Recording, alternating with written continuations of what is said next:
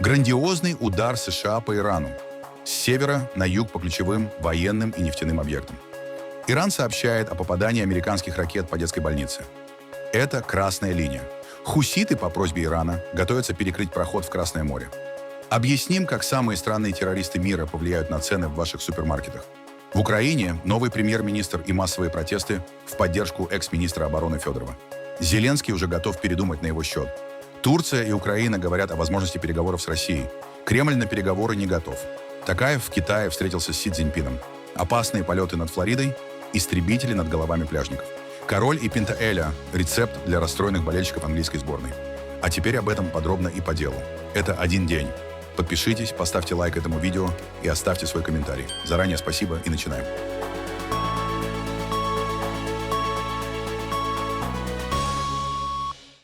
Американские силы пятую ночь подряд атаковали Иран и впервые в этой серии заметно расширили географию ударов.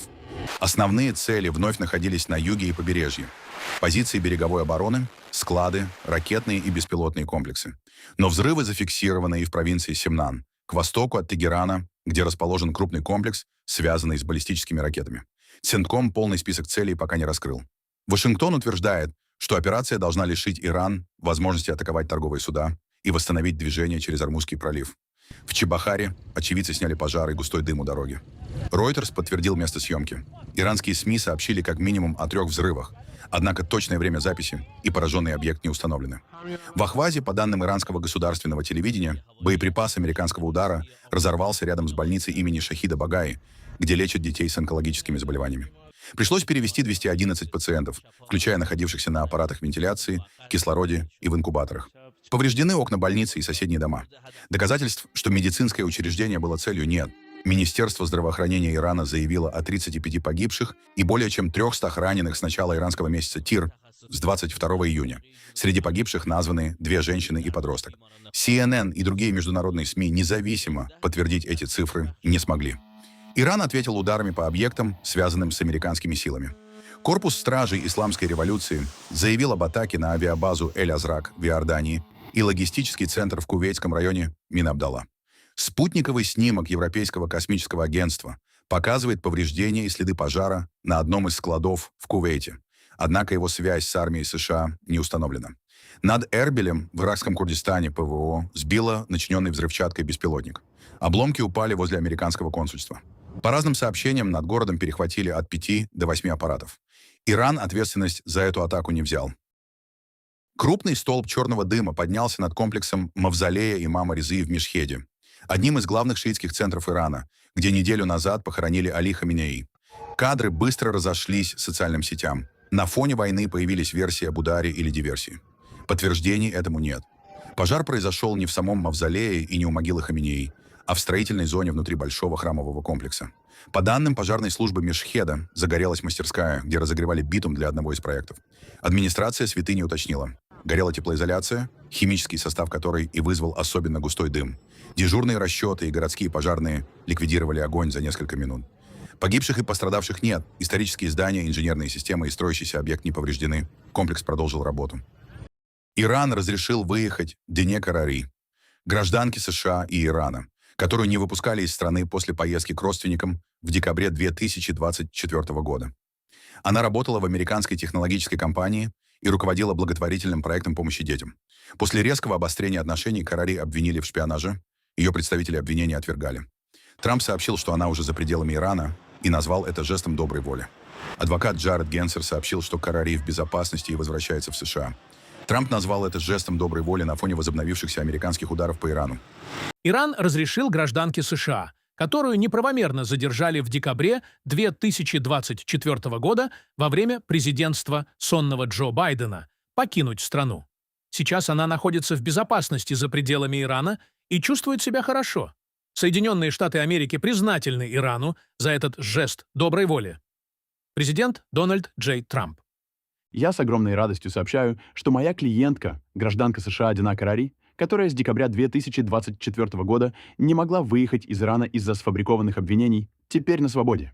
Этого не произошло бы без исключительных и неустанных усилий президента Дональда Трампа. Сейчас Дина находится в безопасности и возвращается в Соединенные Штаты. Иран объявил боевые действия США за контроль над Ормузским проливом красной линией. Представитель командования корпуса стражей исламской революции Хатам Аль-Анбия Эбрахим Зольфагари пригрозил ударами по всей инфраструктуре региона, если Трамп атакует иранские электростанции и мосты. Предупреждение прозвучало после новых ударов США по береговой обороне и ракетным объектам. Тегеран заявил об ответных атаках на американские базы в Бахрейне, Кувейте и Иордании. Подтверждений ущерба нет. Преступные Соединенные Штаты продолжают беззаконие и попытки дестабилизировать регион.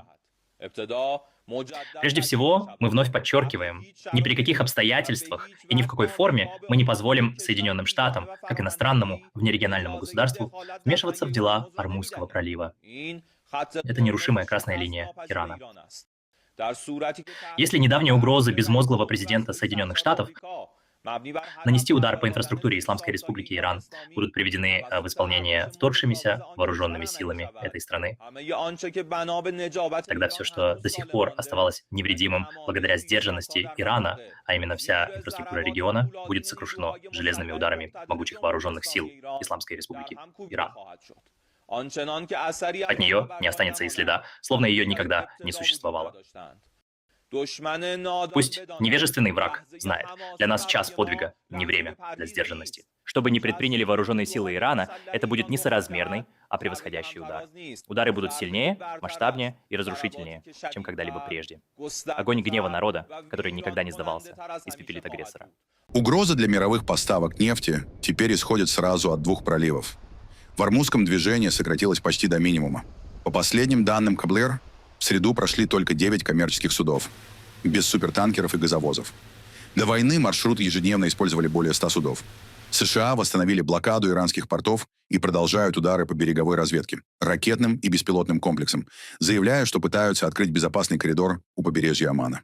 Однако часть судовладельцев отказывается даже от прохода под американским сопровождением после серии атак на танкеры.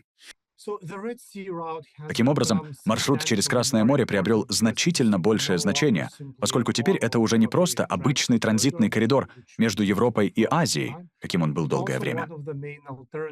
Это также одна из основных альтернатив Ормузскому проливу. Например, по имеющимся данным, в первом квартале 2026 года объем транспортировки нефти через Баб-эль-Мандебский пролив вырос примерно до 5,4 миллиона баррелей в сутки, поскольку производители и трейдеры искали альтернативные маршруты во время перебоев в Ормузском проливе. То есть он уже служит обходным каналом. Главный новый риск — йеменские хуситы. По данным 3 источников Reuters, руководство Ирана потребовало от движения подготовиться к перекрытию Баб-эль-Мандебского пролива, если Дональд Трамп выполнит угрозу атаковать иранские электростанции и мосты. МИД Ирана и представители хуситов эту информацию официально не подтвердили, но угроза подкреплена реальными возможностями. Движение контролирует значительную часть побережья Красного моря, располагает противокорабельными ракетами, беспилотниками и катерами и уже доказало, что способно надолго нарушить международное судоходство. Сейчас Баб-эль-Мандеб приобрел особое значение. После ограничения движения через Ормуз, Саудовская Аравия перенаправила более 70% нефтяного экспорта к порту Янбу на Красном море. В последние недели оттуда отправляли около 4 миллионов баррелей в сутки, против менее миллиона годом ранее. Общий поток нефтепродуктов через Баб-эль-Мандеб в июне достиг 7,4 миллиона баррелей в сутки, примерно 7% мирового производства. Одновременная блокировка Ормуза и Красного моря перекроет 2 основных маршрута вывоза ближневосточной нефти. Иран географически не контролирует Баб-эль-Мандебский пролив, но для вмешательства в ситуацию там Тегерану пришлось бы главным образом полагаться на хуситов, контролирующих значительную часть йеменского побережья Красного моря. Хуситы уже продемонстрировали, что способны применять противокорабельные ракеты, беспилотники и другие виды оружия, создавая угрозу для торгового судоходства. Как я уже упоминал, их атаки, начавшиеся в 2023 году, заставили многие судоходные компании избегать Красного моря, хотя физически пролив никогда не перекрывался. До сих пор хуситы почти не участвовали в нынешней войне США с Ираном, сохраняя ракеты и беспилотники как резерв. Но после удара по аэропорту Саны они впервые за несколько лет атаковали Саудовскую Аравию, заявив о пусках по международному аэропорту Абха. Саудовское ПВО сообщило о перехвате. Член политбюро хуситов Мохаммад Аль-Фарах предупредил: при дальнейшем обострении Баб-эль-Мандеб может быть закрыт. Это произошло после попытки не допустить посадку в Сане иранского самолета с делегацией движения, возвращавшейся с похорон Али Хаминеи. Самолет перенаправили в Ходейду. Хуситы при этом не являются полностью управляемым подразделением Тегерана. У движения собственные политические и военные интересы в Йемене. Оно не признает иранского верховного лидера своим религиозным руководителем. и неоднократно отрицало статус иранской прокси-группы.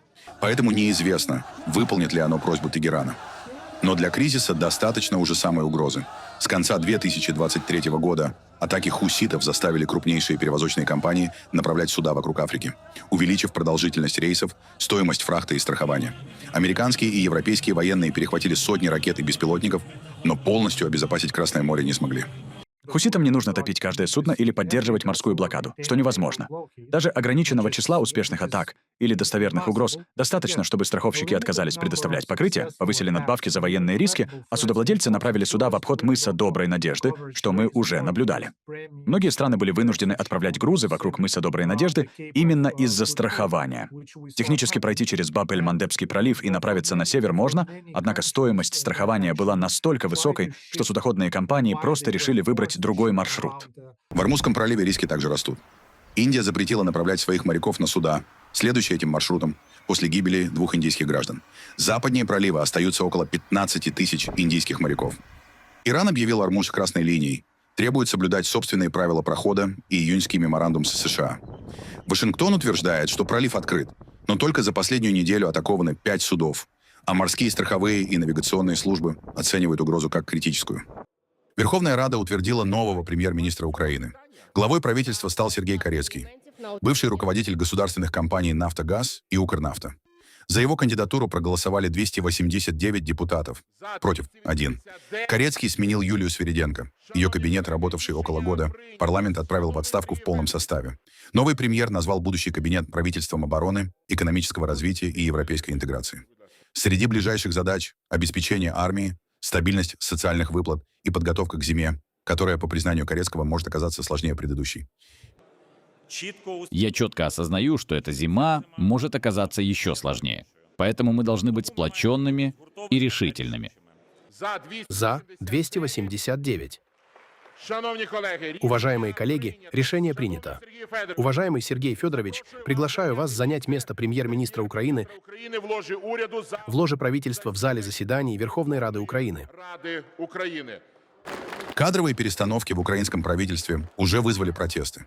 В Киеве и других городах требуют оставить министром обороны Михаила Федорова, которого многие граждане Украины считают одним из организаторов технологической модернизации армии и развития беспилотных систем.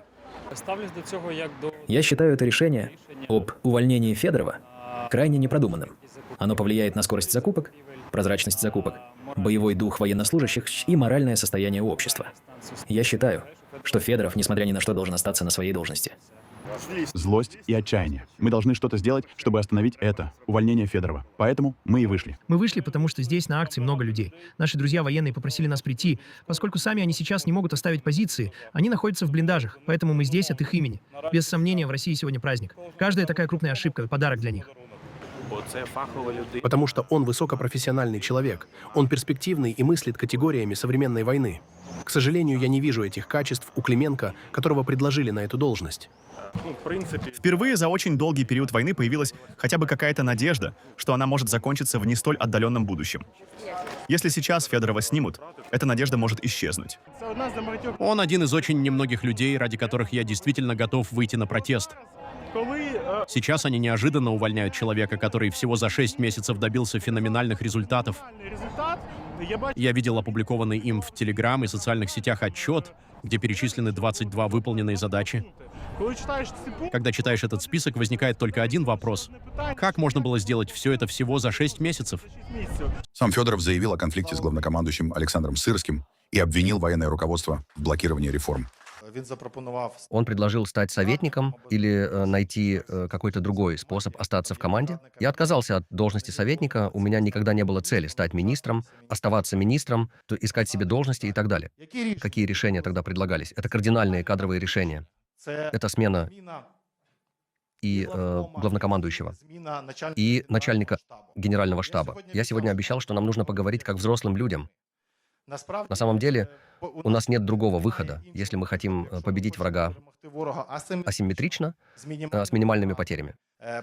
Когда президент сказал, что не планирует менять Сырского, это было его решение как верховного главнокомандующего. И я полностью согласился с этим решением и сказал, значит, я буду учиться работать с ним, потому что все-таки наш клиент — украинский народ. Но мы столкнулись с тем, что все предлагавшиеся нами инициативы начали блокировать. А Сырский, учитывая все проблемы, о которых мы сегодня говорили, не готов лично, открыто, глядя в глаза, говорить о проблемах. Он готов лично ходить на встречи и плести интриги. И вместо того, чтобы придумать, как асимметрично победить Россию, в чем и состоит задача главнокомандующего, он придумал, как расколоть страну, и вот где мы сегодня с вами оказались. Люди вышли на улицы в вашу поддержку. Возможно ли, что сценарий переиграют, и вы останетесь? И если да, согласились бы вы остаться? Вы мудрые люди, и потому знаете, что делать. Но будьте осторожны, потому что Россия сделает все, чтобы использовать в своих интересах любую слабость внутри нашей страны. Поэтому, пожалуйста, берегите себя. Среди возможных преемников называли министра внутренних дел Игоря Клименко. Но представить кандидатуру главы Минобороны должен Зеленский. Народный депутат Ярослав Железняк заявил, что министр внутренних дел Игорь Клименко на данный момент отказывается возглавить Министерство обороны. Об этом нардеп сообщил в четверг, 16 июля, ссылаясь на свои источники. По словам депутата, в случае отказа Клименко может лишиться должности и в МВД. В то же время Зеленский сообщил, что запланирован еще один разговор с Михаилом Федоровым. Я еще не подал соответствующие документы в парламент. В этой ситуации, честно говоря, я очень хотел бы единства, но стороны его не нашли. Я просто говорю, если стороны не могут решить вопрос, придется решать мне. Что касается, например, Михаила Федорова, то он останется в моей команде, и немного позже мы обсудим, как это будет выглядеть. Знаете, даже во время войны со всеми ее сложностями и ограничениями мы можем действовать так, чтобы люди могли продемонстрировать свое волеизъявление. Я считаю, что это самое главное. Я понимаю, я слышу. Турция заявила, что Россия и Украина психологически приблизились к прекращению огня.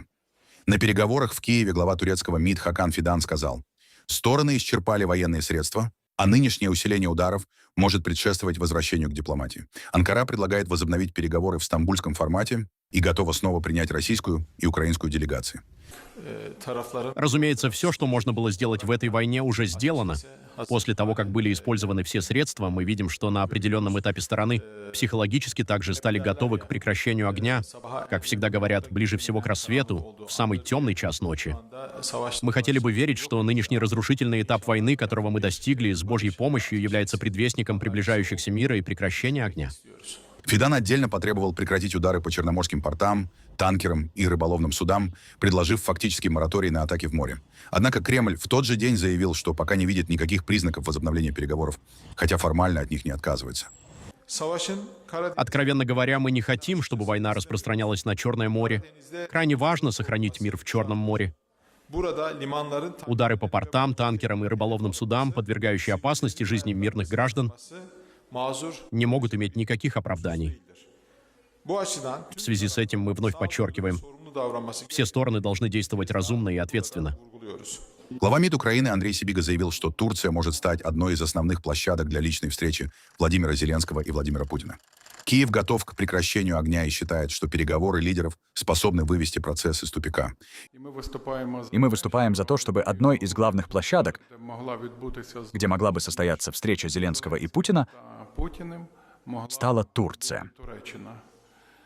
Мы это поддерживаем и благодарны турецкой стороне за готовность взять на себя миссию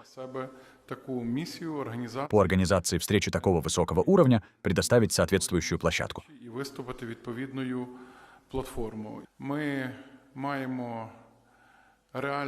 У нас есть реальные предложения о том, как завершить эту войну. Украина стремится к миру. И мы привержены всем мирным усилиям, которые предпринимаются сегодня при участии американской стороны. Мы рассчитываем на новую роль Европы в этих мирных усилиях. Кремль заявил, что не видит условий для возобновления переговоров с Украиной, хотя формально от них не отказывается. Дмитрий Песков поблагодарил Турцию за готовность к посредничеству, но сообщил, признаков нового раунда сейчас нет. Последняя встреча России и Украины прошла в Женеве в феврале и завершилась без прорыва. После начала войны США с Ираном американское посредничество фактически остановилось.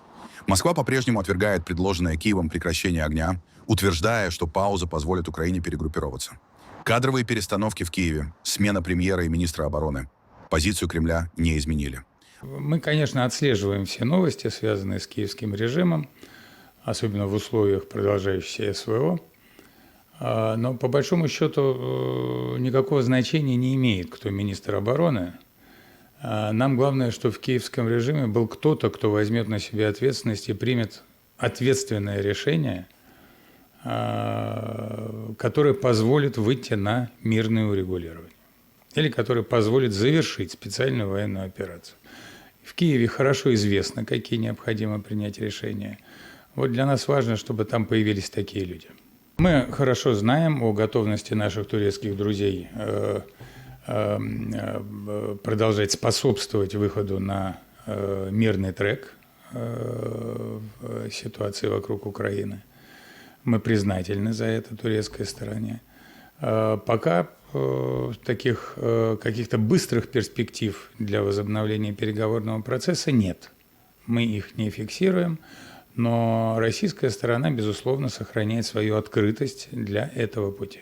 Одновременно Песков признал проблемы российской экономики, но назвал их некритическими.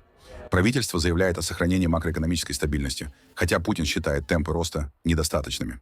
Минэкономики снизила прогноз роста ВВП России на 2026 год до 0,4%. Война увеличивает бюджетные расходы и нагрузку на банковскую систему. Текущая экономическая ситуация в целом стабильна. Макроэкономическая стабильность обеспечивается в полной мере. Темпы роста, об этом неоднократно говорил президент, недостаточны, они признаны недостаточными, но и в целом международная экономика находится тоже сейчас, скорее в плачевном состоянии, в том числе из-за последствий конфликтов, такие как вокруг Персидского залива. Трудности в экономике испытывают и страны Западной Европы, и некоторые страны Азии. И, конечно, Россия не может оставаться в этом плане изолированной. О тех трудностях, которые переживает наша экономика, всем хорошо известно. Трудности эти не носят критического характера. И правительство, президент регулярно обсуждают и понимают, что надо делать для регулировки и выправления ситуации. В Шанхае Си Цзиньпин принял Касым-Жомарта Токаева перед Всемирной конференцией по искусственному интеллекту. Китайский лидер назвал ключом к 105-летнему успеху Компартии верность идеологии, связь с народом и способность адаптироваться. Токаев поздравил Си с юбилеем партии. В ходе визита Казахстан и Китай подписали более 70 соглашений на сумму свыше 15 миллиардов долларов, в том числе по искусственному интеллекту, цифровизации и инфраструктуре. Добро пожаловать в Шанхай на Всемирную конференцию по искусственному интеллекту 2026 года и встречу высокого уровня по глобальному управлению искусственным интеллектом. Мы также приветствуем делегацию, которую вы возглавляете. Китай только что отметил 105-ю годовщину основания Коммунистической партии Китая.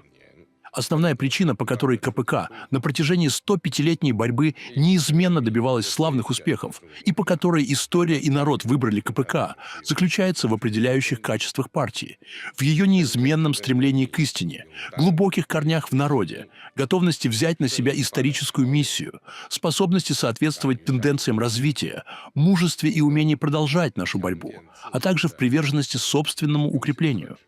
В этом заключается важнейший код успеха КПК. Ваше превосходительство, председатель Си Цзиньпин, хотел бы поблагодарить вас за теплое гостеприимство, оказанное мне и моей делегации в этом прекрасном международном мегаполисе, наполненном инновационной энергией. Для меня большая честь принять участие во Всемирной конференции по искусственному интеллекту, и я хотел бы выразить вам искреннюю признательность. Пользуясь случаем, хочу от всего сердца поздравить вас и всех членов Коммунистической партии Китая со 105-й годовщиной основания партии. Большой скандал в авиации военно-морских сил США. Истребитель элитной пилотажной группы Blue Angels во время утреннего шоу «Завтрак с ангелами» прошел на предельно малой высоте над пляжем Пенсаколы во Флориде. Воздушный поток поднял облака песка и отправил в полет палатки, зонты, стулья и головные уборы зрителей. Видео немедленно разошлось по соцсетям. Очевидцы рассказывают, что сначала казалось, будто самолет сейчас собьет людей. В ВМС признали, машина летела ниже предусмотренного для такого маневра профиля. Командование Blue Angels начало проверку соблюдения нормативов флота и Федерального управления гражданской авиации. Сообщений о пострадавших нет. Инцидент произошел в первый день многодневного авиационного праздника. приуроченного к 80-летию Blue Angels. Основное выступление пока не отменено. Утро после поражения Англии в полуфинале прошло под знаком привычного национального разочарования. Болельщики в Лондоне обсуждали упущенное преимущество, слишком ранний переход к обороне и 2 аргентинских гола в концовке. Образец принятия неизбежного подал король Чарльз во время посещения одного из пабов. Пожалуй, сегодня подходящий день, чтобы утопить печали. Английская пресса быстро превратила фразу в неофициальную рекомендацию болельщикам. Признать поражение, выпить за команду и готовиться к матчу за 3-е место.